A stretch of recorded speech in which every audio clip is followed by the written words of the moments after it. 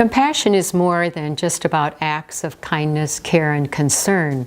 It also involves a whole way of life that we become so compassionate that it's a natural part of us, that whatever we do, it becomes kind of the underlying focus that we have. And so when I wrote Boundless Compassion, I wanted to make sure that I had theories and ideas and the research on compassion in that hand, but I also wanted over here to have some processes and some ways for the reader to reflect and integrate those ideas into his or her life. And so just to give you an example of this, when I wrote the chapter on suffering, I began with a quote from St. John of the Cross.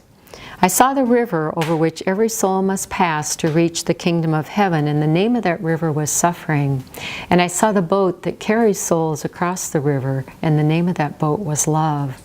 And so this chapter really involves looking at kinds of suffering that we have, our attitude towards suffering, remembering that we have this gift of resiliency in us so that we have this strength to get through suffering, and depending on how we approach our suffering, that we can grow from it. So that's the content of the chapter, of the essay. And then at the very end of this chapter, I made sure I had some processes for the reader to take those thoughts in and bring them into their own life. And so here's the two questions I have at the end of that essay. What do you believe about suffering? How have your difficulties been a catalyst for the way that you approach others in their suffering?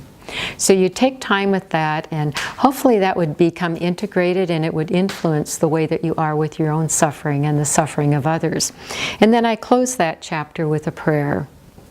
Bearer of the cross, your struggle with the mystery of suffering assures me that I will find strength to carry my own cross if I lean on the eternal love as you did. Lead me through the valley of darkness with your abiding compassion.